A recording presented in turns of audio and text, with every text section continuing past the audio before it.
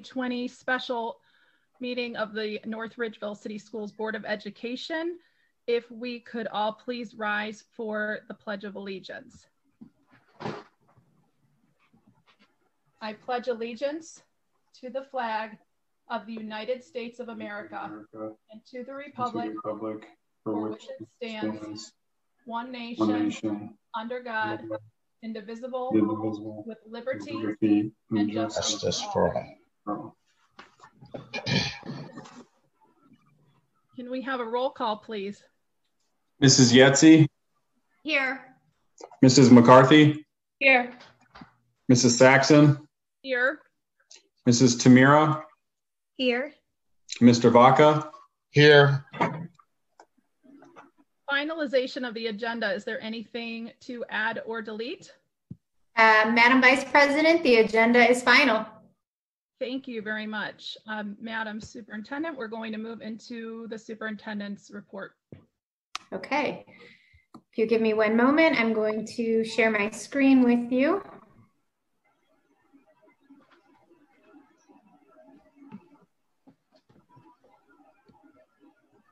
Maybe.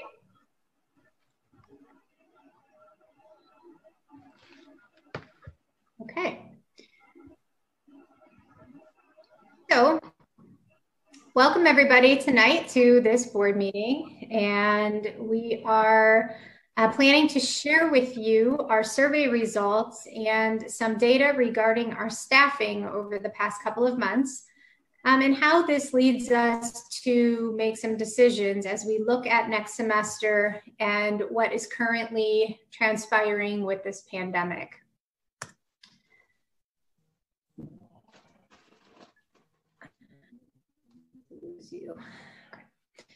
So over the course of the past month and a half or so, we have launched 2 surveys to our stakeholders, of course, our teaching staff and our entire staff, as well as our families, in regards to their feelings on the way the school year began, where they're currently in terms of their comfort within our schools, and how instruction is going in the classroom. And of course, instruction is why we are here, and the safety of our staff and students in providing that instruction has clearly been a priority since we were able to open back in September.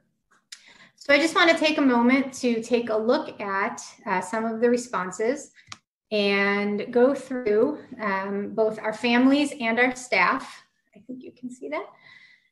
Again, we launched our teacher survey at the beginning of October, and that concluded on October 9th. Our family survey was sent out near the end of October and concluded on November 6th. Just as a reminder, throughout both surveys, and they were very similar, if not the exact same in terms of the questions, we used a 1 to 4 scale, with 1 being low and 4 being high. Again, when we launched that, we were hoping that most of these questions would come back near or above a 3. And while some of that did hold true, we certainly had some work to do and have some work to do in other areas.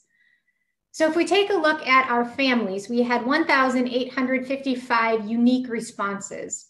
And so what happened is we had far more than that, but we also had multiple people utilizing the survey to answer it a few different times. And so we pulled out those unique responses so that we were able to just tally 1 survey per person. What that doesn't take into consideration is perhaps a family, if there were perhaps a mother, father, and a student, they certainly had the opportunity to provide that feedback, and those are all accounted for throughout the survey.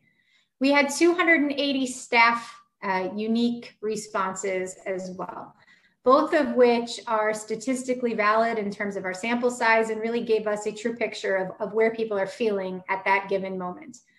Now, clearly, we have had some time between when these surveys were concluded to now, and clearly things have been a little bit different since these concluded. So we do wonder what these answers would look like today.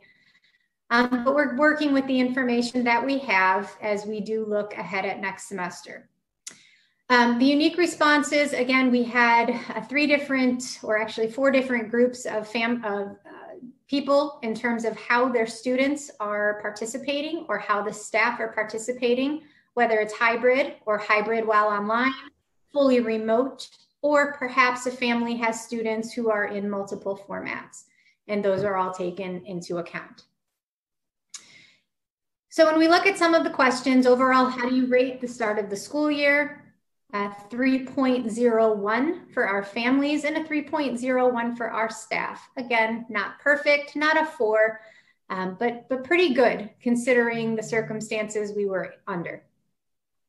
District technology meeting our needs. Great job to our tech department, 3.38 and 3.09. Is Zoom bandwidth an issue? And 76% of our families said no, it is not. Not a question that was asked to our staff. One thing to note, and I know Mr. Hieronymus could speak to this, is when we received these results, Mr. Hieronymus went through to each of those people who responded that it was an issue, which is 24% of our population, and reached out to them individually by their email address and was able to help them get better connected. I'd say close to 100% of those people he has been in contact with in getting a device in their home to help them with connectivity. So we thank our tech department for working so hard to make sure that that was not a barrier for our students learning from home. Are we comfortable with our students being able to demonstrate success? Our family said 2.85, our teachers and staff members said 2.71. Again, some work to do. A new format in terms of online learning and remote learning. Nothing that we are all 100% comfortable with at this point, but given the current circumstance, is certainly providing us options. Are we comfortable with the learning format, the new learning format? Families 2.87 and our staff 2.98. While in the spring, we were forced to do this with about 1 day's notice. We did, between our curriculum department and our technology department, truly come together to work to find ways to provide our staff with the professional development that they needed. Again, our tech department put together some family learning options, and we will continue to put those in place as we move through the year, again, depending on the format that we will follow. One of the things that we were most proud of, again, I know all of you have heard this from me at some point, that the current learning environment being safe for our staff and students was a #1 priority. We are probably the only school district around that maintained the 6 feet of social distancing, physical distancing within our classrooms. We did not do 3 feet. And the reason for that was to avoid mass quarantines if one student within one classroom were to become positive, which we knew was inevitable, but really has allowed us to minimize the students who have had to have been quarantined because we are maintaining that 6-foot barrier. Almost 92% of our families and staff combined felt that we are providing a safe learning environment, a 3.43 for our families and a 3.22 for our staff. When we get down to the meat of both of those surveys, there were several portions, but what we really wanted to know is what people are feeling given the current circumstance and how either they are providing instruction or receiving instruction. And so when we look at our families, when asked, how do we proceed from this point forward, 50% said return to in-person learning, a 5-day full schedule. 31.2% said maintain our current hybrid schedule, and 18.3% said no thank you, please move to full online instruction. So sort of a mixed bag. Again, when we really get down to what it is we're comfortable with, when asked the question, if you are comfortable with returning with less than that 6 feet of distancing, we had 57% of our families say yes, they would be okay with that, and 43 say no. When we look at our staff, 46% said yes, they would be comfortable, and 53.6% said no. So as we take all of these results in conjunction to what we have been working with in terms of our staffing, which Mr. Ahern is going to share with you shortly, we will wrap up this conversation with some thoughts as we enter next semester. And I will turn it over to Mr. Ahern. Great, thank you, Ms. Ramsey-Casario. So the practical concerns that we are dealing with on a day-to-day basis, even with our hybrid model, is that we have certified staffing concerns, and it continues to be a moving target on a day-to-day basis.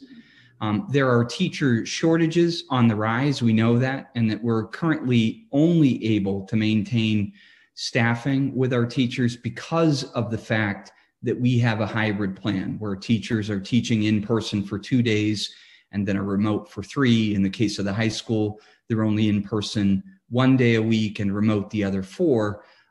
And also because of the fact that teachers, if they are forced to be quarantined, we can find enough substitution for their in-person days. And if they feel well enough, they've been agreeing to work remotely to maintain that instruction. That is the primary reason that we have been able to maintain our current model of in-person learning on a hybrid basis is because of those major factors. When we look at October specifically, we had 6 unfilled teacher positions. For the entire month of November, we had 31 unfilled teaching positions. It should be noted, and we'll talk about this in another slide, but in October, there were a total of 22 school days. In November, there were only 16, and you see the huge increase in unfilled staffing positions. Even in our current environment, we have had some isolated closures due to staffing issues, either through quarantine or positive cases, and those are outlined. We had a high school special education classroom that had to be remote for the dates listed. Liberty was forced to shut down an emotional support room that supports students for a period of time. At the 5-8 building, a special education classroom was forced into a remote circumstance.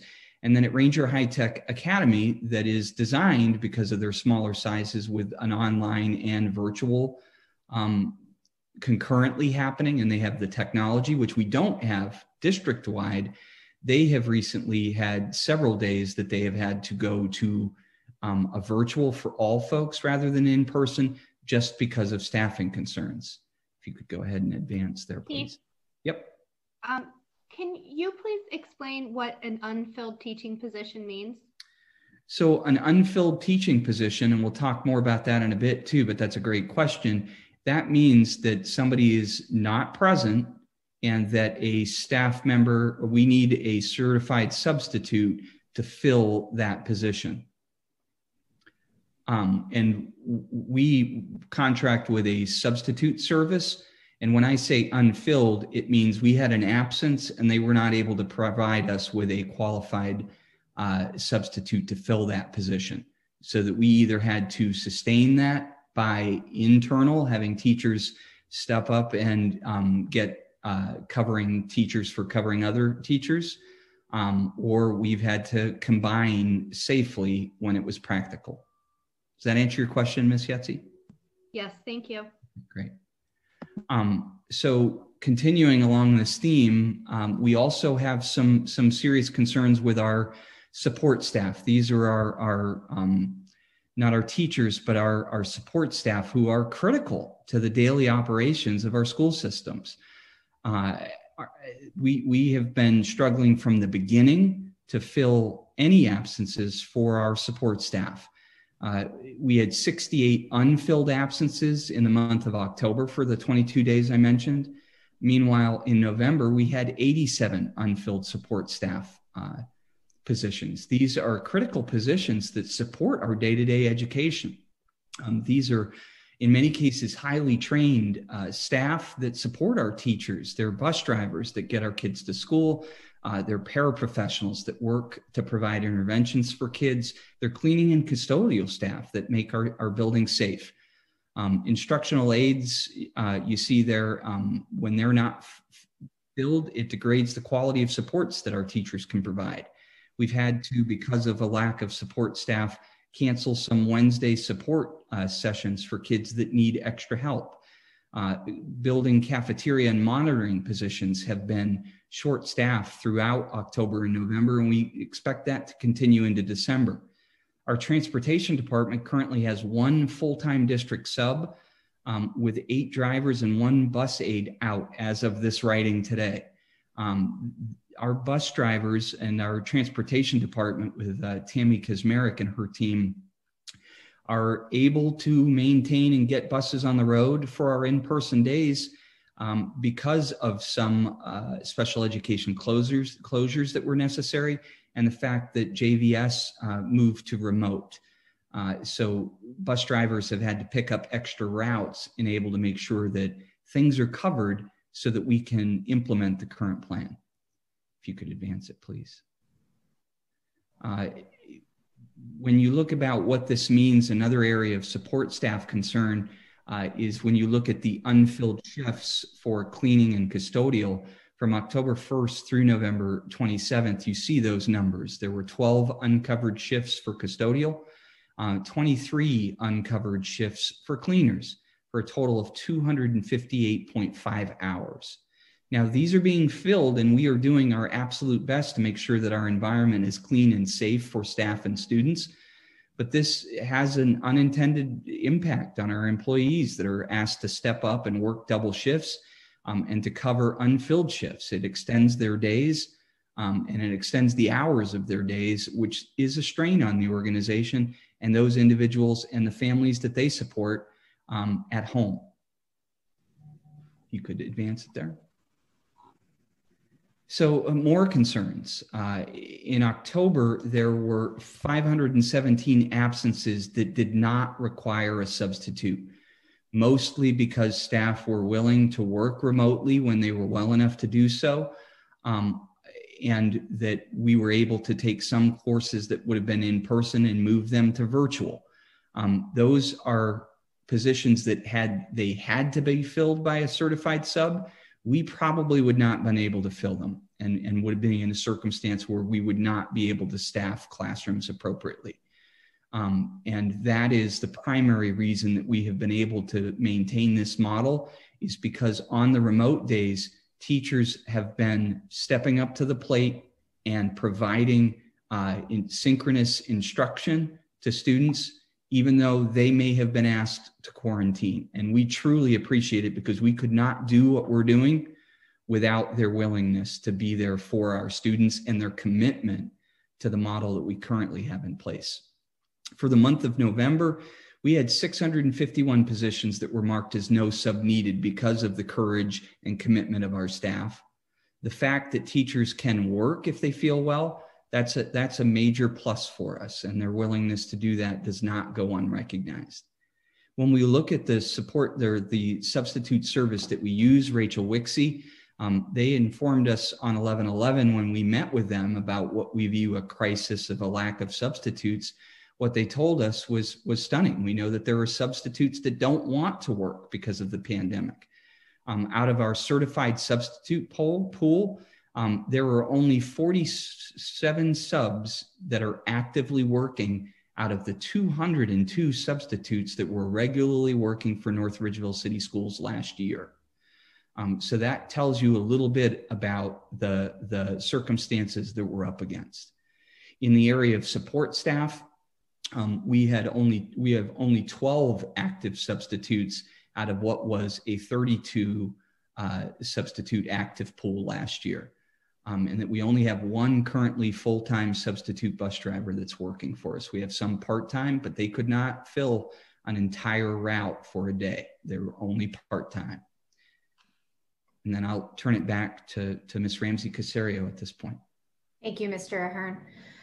So in summary, as we through all of that information, it's really critical that we utilize the information coming from our staff, from our families, to really make well-informed decisions as we continue down this road. And it would also be important to understand that we do meet weekly, if not more than once a week, with our health department and our health commissioner and the local communities surrounding us in terms of what their schools are looking like, what their spread rates have been, what the overall community spread looks like.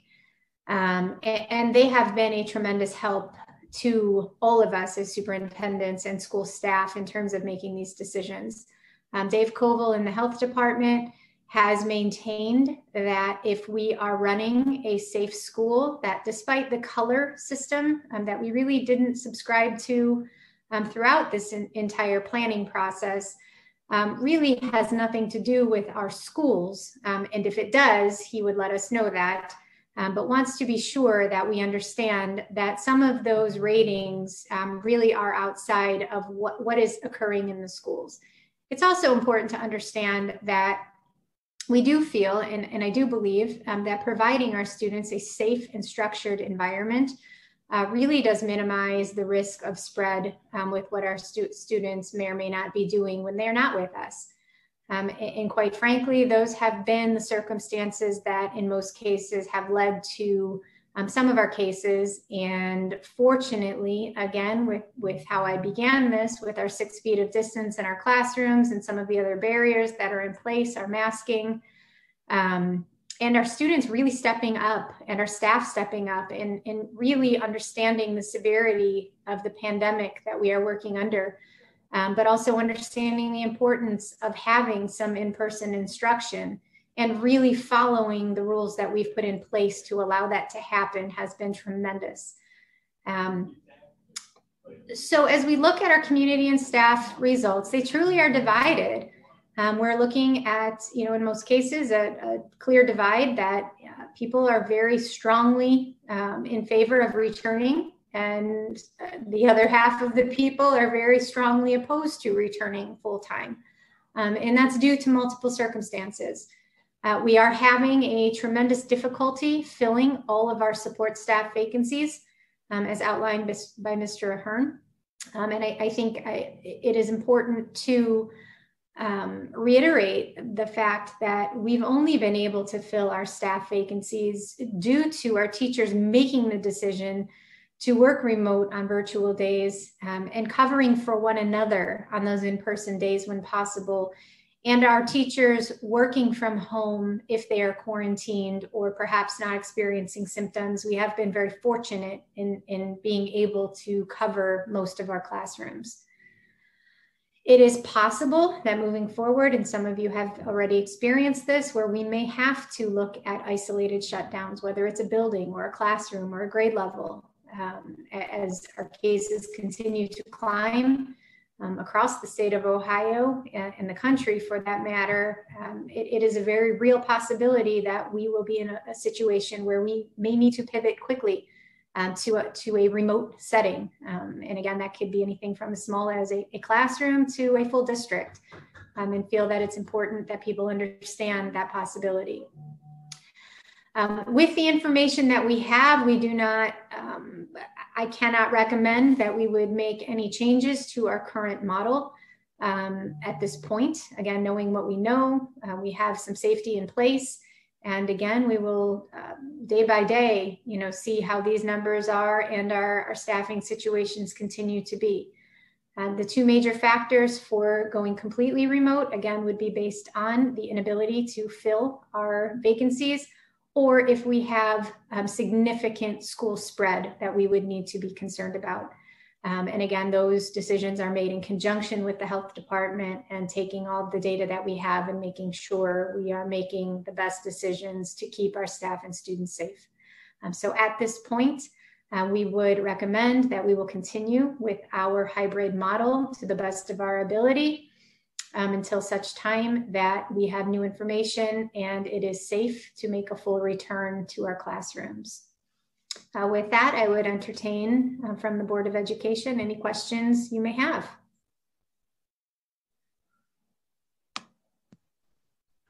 I don't have a question, Roxanne, but I just wanted to make a comment or two. I just appreciate all the work that everyone has put into making sure that our staff and students are safe in our buildings.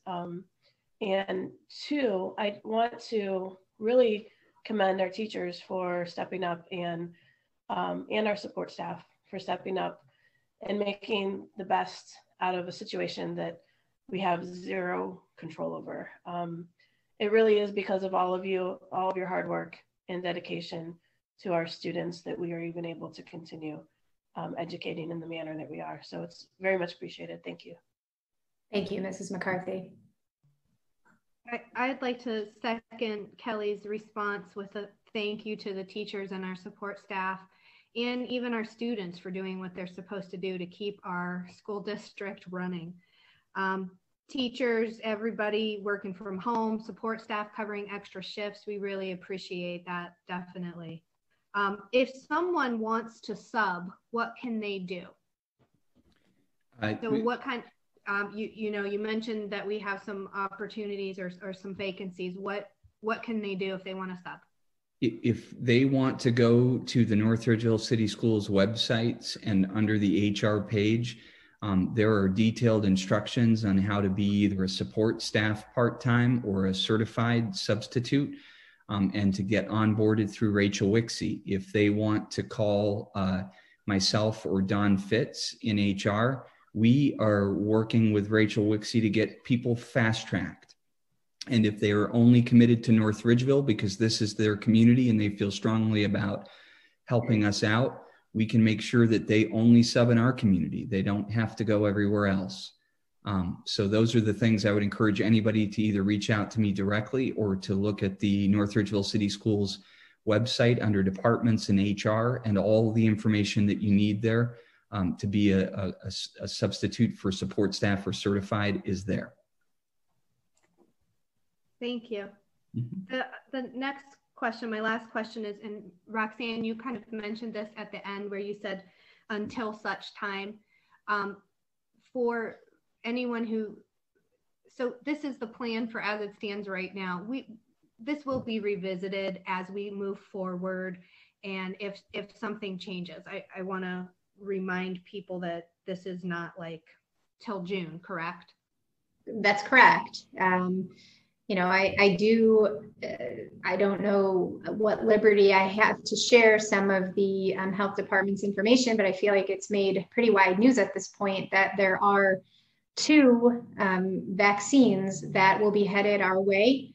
And they are looking at not only schools and different community buildings as points of distribution. They're calling them pods. So we're hopeful that by January, our first responders, our healthcare workers will be vaccinated, and then they will begin to look at the next tier of vaccines, which could include teaching staff and school staff, and then max vaccination should occur. They're saying hopefully by June. So we could see a relatively normal end of the year. Perhaps by the beginning of April, which would be obviously best case scenario at this point. Again, that's nothing set in stone. That's just information that we continue to have conversation about on a weekly basis. Our health director is fairly in tune to what is happening at the state level. He does meet with the governor and does represent all of the health commissioners, as it turns out, on that committee with Governor DeWine. So very helpful for Lorain County, and he has been a tremendous asset to us. If you look at some of the other counties, and I've had the opportunity to sit in on some of those meetings, we really are fortunate that we have such an organized health department, and their approach to us in schools has been a priority to them, and they have been outstanding, as has our own internal nursing staff in working with the health department to get out communication and make sure that we are tracking everything that needs to be tracked. For those of you who don't know, when this all began, the health department was handling roughly 20-30 cases a day.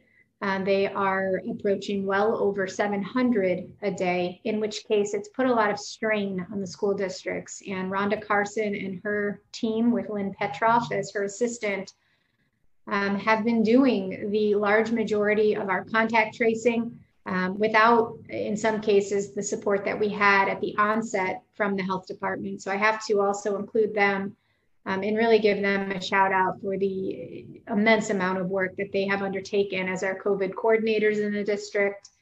And, Keith and Sam from the communications perspective, helping them with what gets sent out and making sure that we are communicating everything that needs and is required to be communicated to our staff and community, which is definitely a full-time job that, none of us expected. And so I think there is a light at the end of the tunnel, Mrs. Yetzi. And while I don't know, exact timelines, I do think that we will be able to switch to some more regular scheduling here before the end of the school year. So that's great news. And I hope that that message continues to be reiterated. And certainly I will keep you informed. And I would like to add to what Kelly and Kristen said, but also to the parents, to the families, just to thank them for their flexibility as well, because this is,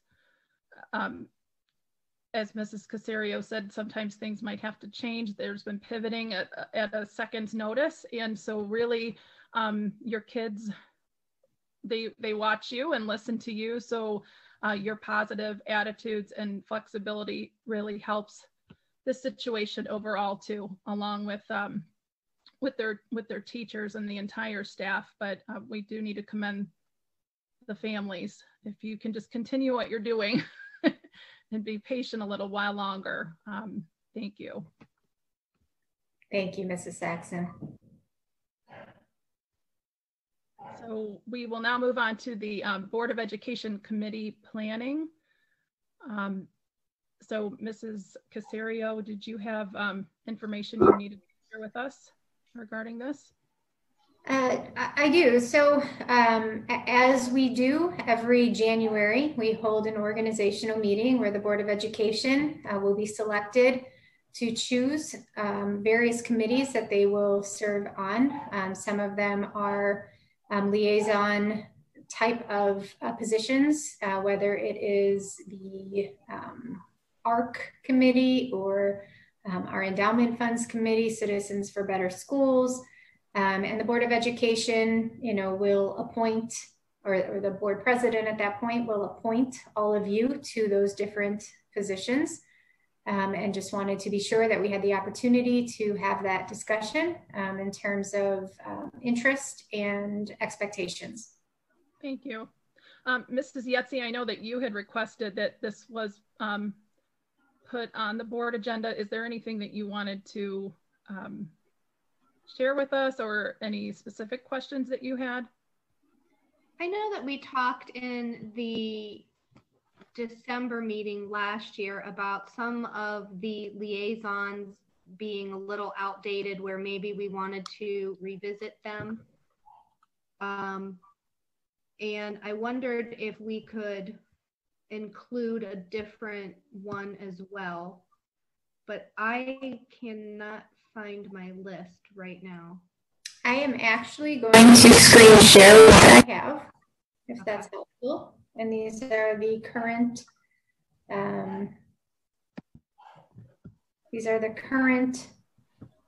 committee and liaison assignments.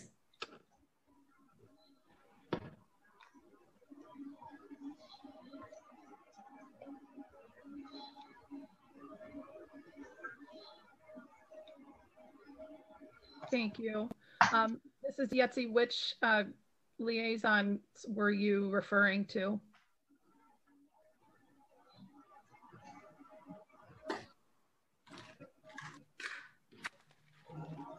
So I'm looking specifically at, I'm ARC, have never attended a meeting. I'll be upfront about that. It's always on a Monday when I am in a class, unfortunately.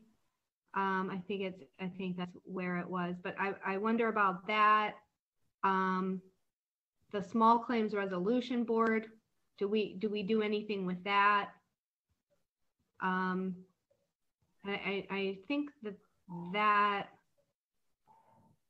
probably are the only two ones that I wondered about.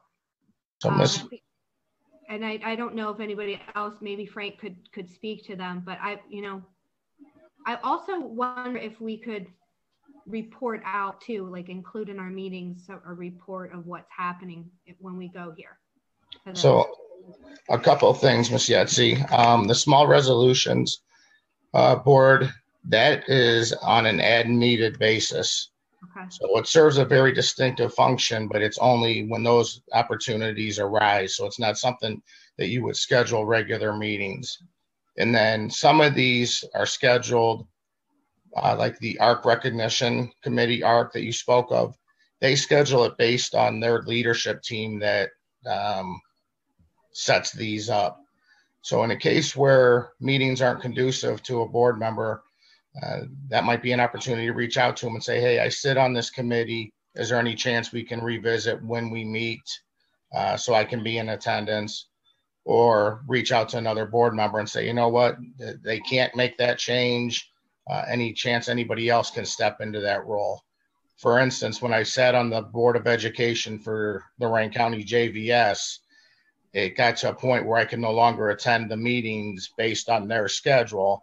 So I came back to a meeting and we made a change at that point. That's the easiest way to address these.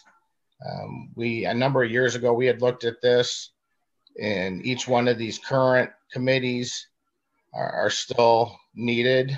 It's just a matter of making them work for individual board members based on schedules or when the opportunity arises. The other thing is on the committees that say, if like Facilities Planning Committee, which I'm a member of, or I'm sorry, Treasurer's Advisor Operations, either myself or Kelly have the opportunity, if we feel there's a need to sit down with our treasurer, we can reach out and schedule those meetings. You have the ability as a board member to schedule meetings as you see fit on some of those that we actually do control the schedule and how often they meet. I'm not sure if that helps or if that answers your questions. That's fine, thank you. I guess I wonder why we chose, like, I'm looking at the ARC, and I don't mean to harp on them. They do fantastic work, and I want to let that be known, that they work really hard and do wonderful things for our students at the high school. Is there a reason we don't have anything in athletics? Or are we having a committee? Why is that chosen for academics for the high school, but we don't have athletics? Or what was, I guess, again, I'm wondering if we can add some things. I don't know what, and again, on me, because I've never been to the ARC meeting. I know I spoke with a person years ago, wondering, I guess, can we add something athletically? Is that appropriate or no? I don't know. Mrs. Yetsey, are you talking outside of the boosters committee, like a separate athletic committee? Well, is there a boosters committee? There, as far as that a board is a liaison for, because I know that, we have Ranger Council, and I liaise for that. Do we have, like, is it necessary for the board to be at, do we need an athletic booster liaison? Gotcha. I feel like if we do that, are we going to then have a band booster liaison and a choir booster and every club and activity in the district? I think I have sat on the ARC committee when I first joined the board. And at the time, I did actually question the purpose of the school board liaison for that committee. Like you said, they do wonderful work, but I didn't know what our value was, because it's a parent-led organization and they have a very good support from Mr. Zendry and his staff. So I know last December when we did talk, we had discuss some other liaison positions that we did eliminate.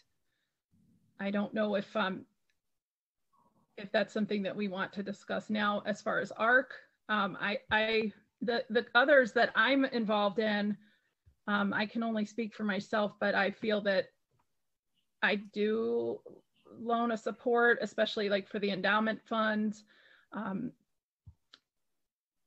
But I want to speak for everyone else. So, I mean, does anyone else have that concern as far as a committee that they are a liaison to right now?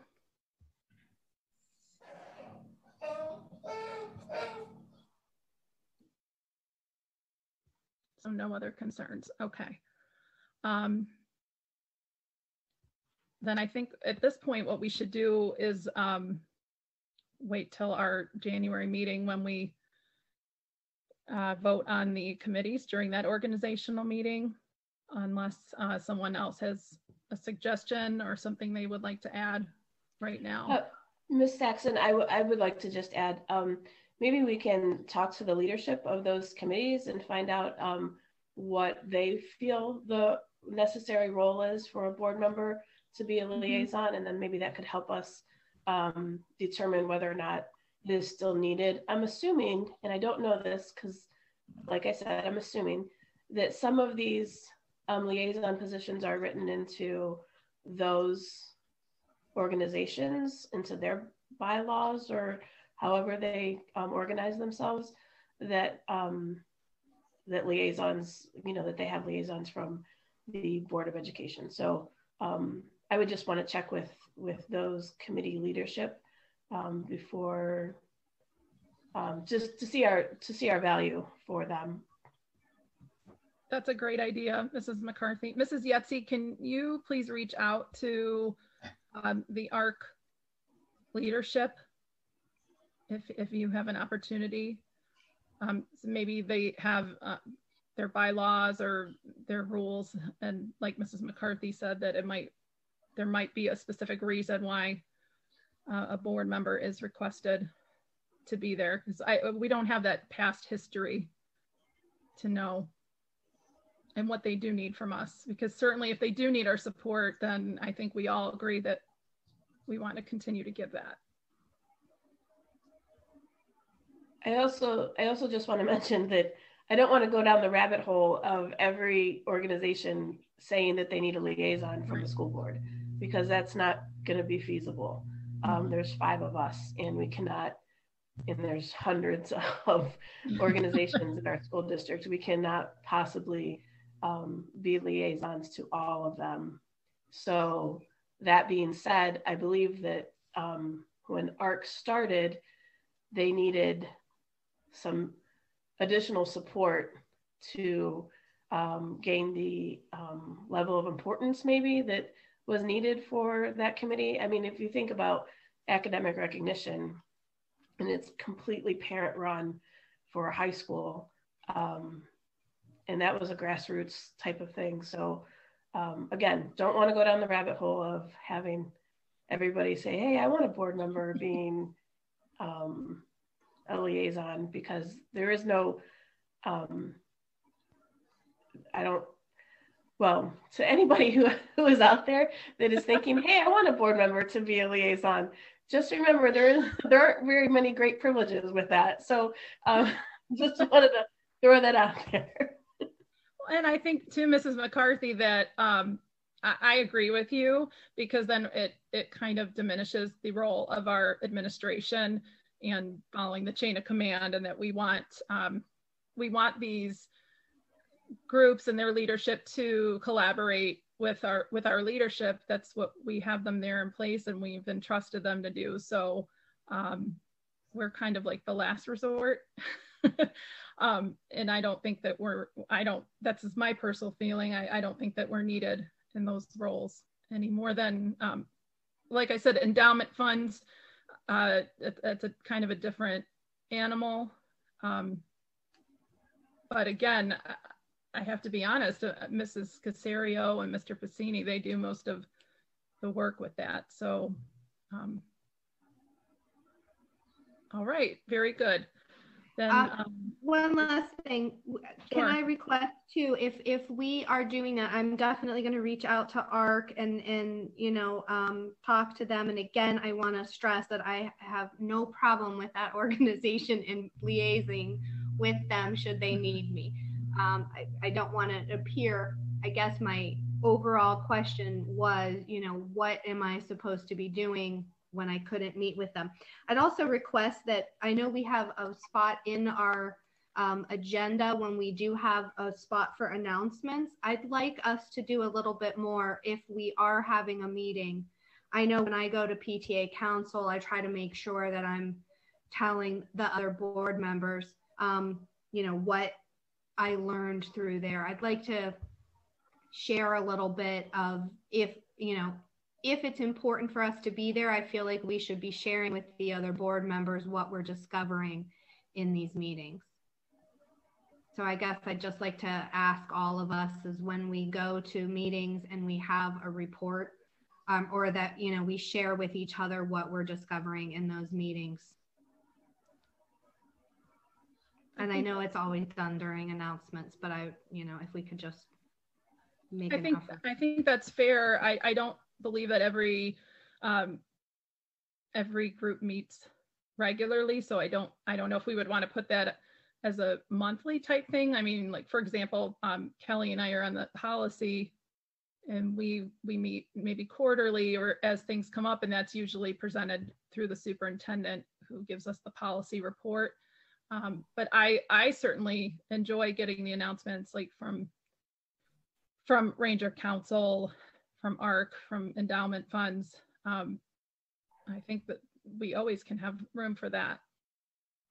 And so one of the things that we did, I believe last year in 19 at the organizational meeting was add that announcement portion, I think under Kelly as the president, partially to fulfill what Mrs. Yetzi is asking, in that we didn't have a very clear place on that agenda, on the business agenda, to be able to provide feedback to other board members publicly in regard to some of the meetings that you may have taken part in. And I think that that's a very appropriate place. And I believe that was the point of adding that announcement section was to be able to give that feedback to each other. So we definitely can utilize that space. And I think any committee that you are part of that you'd like to report back on, and in some cases it might not be report worthy, but even just the announcement that the committee met, and if there was any decisions made or anything that would be relevant, even for the public to know, because not always does the public get a chance to tune in to some of those committees that meet. So I think that would be absolutely appropriate and very informative. Thank you. Those were my issues. I appreciate us having the opportunity to talk. Excellent. Thank you very much, Mrs. Yetzi.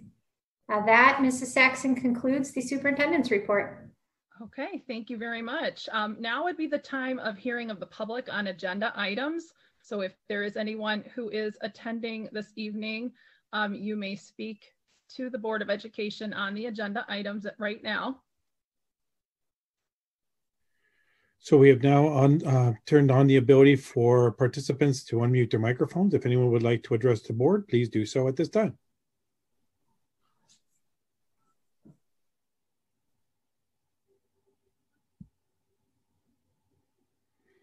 With that, I think we'll turn it back over to the board now. Thank you. Thank you very much. Okay, we will now move on to the consent agenda. And I'm having a little screen problem here. It is recommended that the Board of Education approve the consent agenda resolution as presented below. Moved. Second. I don't think we're approving anything tonight. Yeah, I think that I don't think we are presenting the consent agenda. Yeah, I'm literally reading off of the agenda. And I was having a scrolling issue. So there is no education report or policy committee report. Let's move on to our communications report. Mrs. Yetsey. Thank you. It is recommended that the board accept the following gifts with appreciation. We received a monetary donation for $227.86 donated by Ashley Meese through the Charities Aid Foundation of America with the Employee Matching Program to the North Ridgeville High School. We received another monetary donation of $857.42 donated by Hermes Sports and Events to the Friends of Rachel's program. We have some miscellaneous items, which included a duster wand, safety glasses, tire rasp, reaming tools, grinding wheels, and other miscellaneous items that were donated by Mel and Janet Hanasak to the Maintenance, Transportation, and High School Shop classes for a value of $947.34.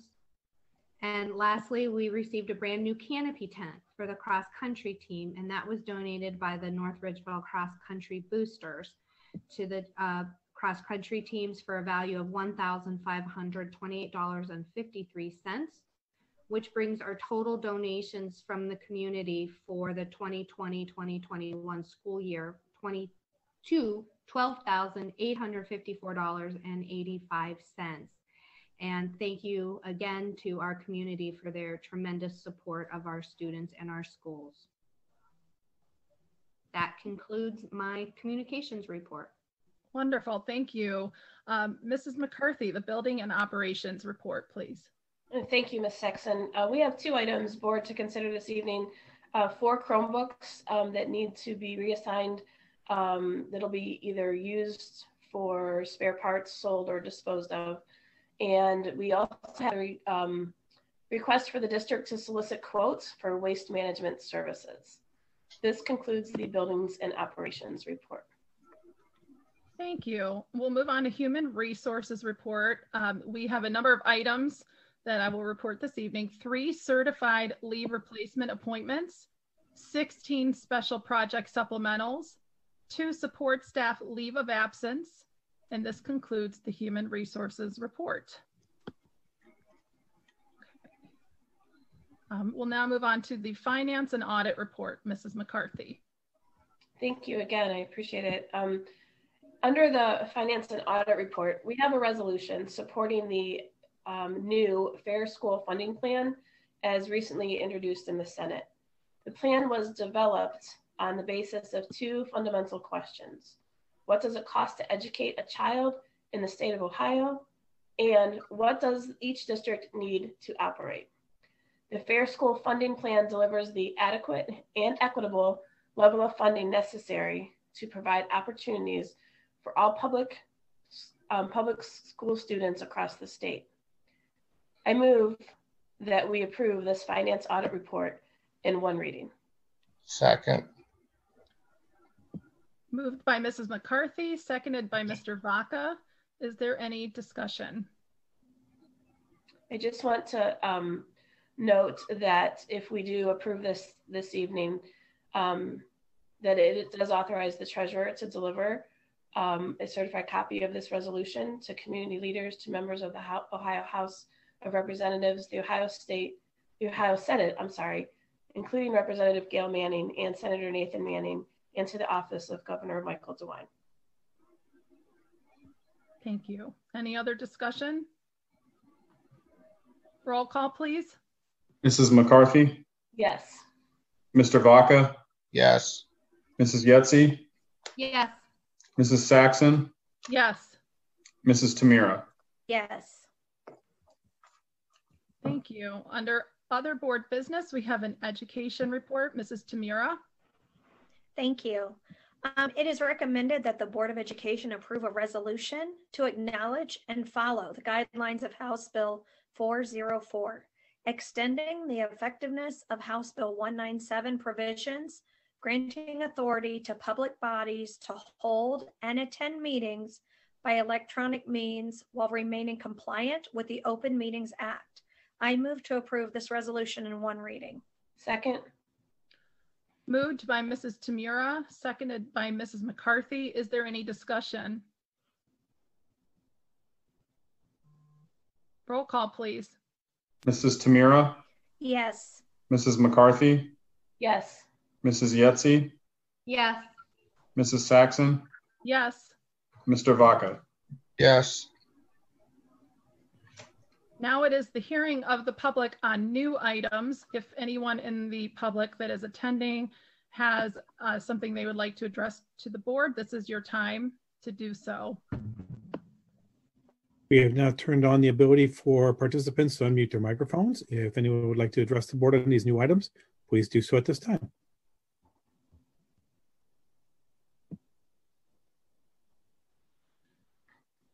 Thank you very much. Thank you. It is recommended that the Board of Education adjourn the special meeting.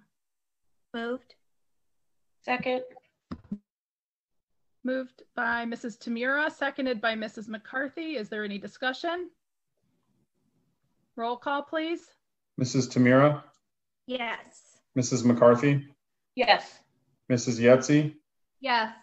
Mrs. Saxon, Yes. Mr. Vaca. Yes.